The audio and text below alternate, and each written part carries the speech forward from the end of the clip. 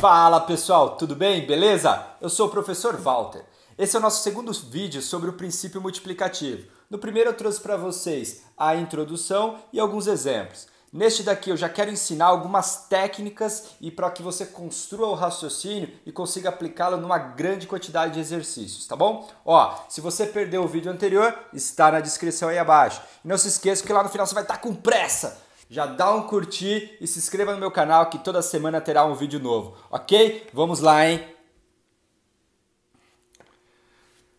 Então vamos lá, pessoal. Neste exercício aqui ele está te perguntando quantos números naturais de 3 algarismos distintos existem.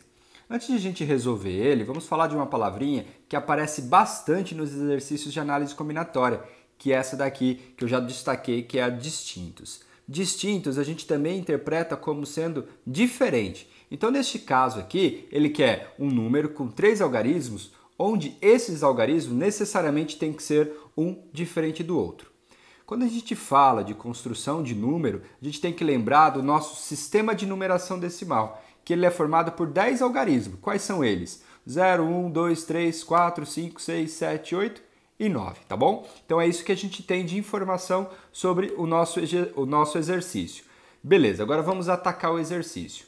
Primeira coisa importante a gente tem que ter é o fato de um número ser de 3 algarismos, eu não posso começar aqui com o algarismo 0. Por quê? Se eu colocasse o número 0 aqui, né, o algarismo 0, eu teria um número formado por 2 algarismos, já que o 0 à esquerda a gente não vai considerar. Tudo bem? Então o que a gente vai fazer aqui? Vamos descobrir, utilizando as ideias dos vídeos anteriores, lá do princípio multiplicativo, as nossas etapas. Eu já deixei destacado 3 etapas. Por quê? Porque eu quero um número de 3 algarismos, tá bom? Então agora eu preciso descobrir quantos números, quantas possibilidades eu posso colocar em cada uma das nossas etapas.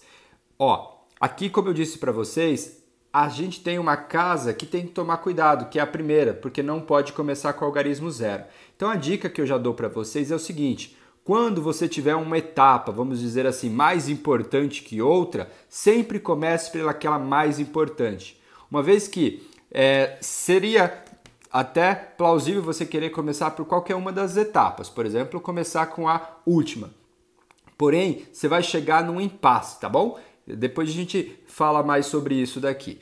Então, o que a gente tem? Quantos números, quantos algarismos eu posso colocar na minha primeira etapa? Ó, como eu tenho 10 algarismos disponíveis, porém eu não posso utilizar o algarismo 0, sobram o quê? 9 possibilidades. Beleza, então já descobri quantas possibilidades eu tenho na minha primeira etapa. Na minha segunda etapa, a única restrição que eu tenho é que ela não pode ser igual à etapa anterior.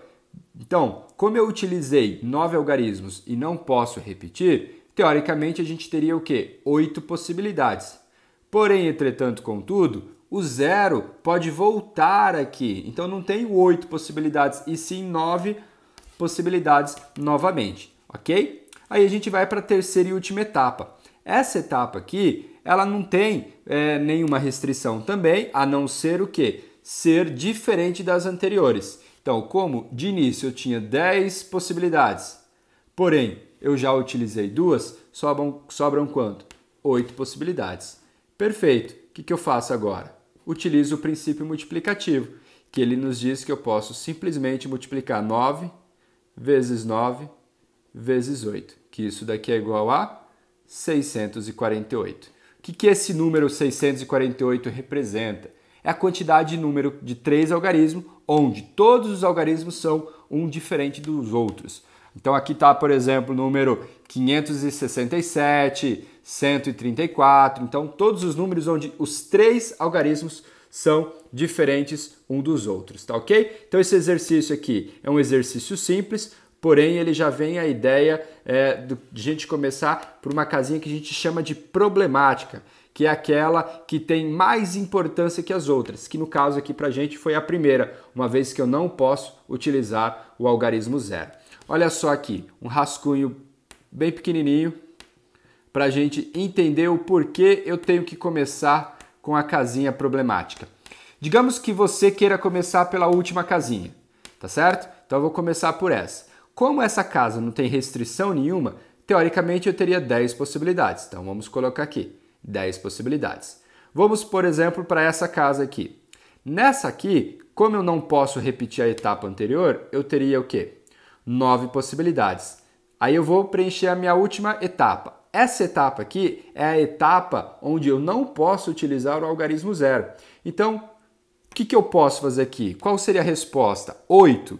Aí que você tem que colocar o seguinte, aqui depende.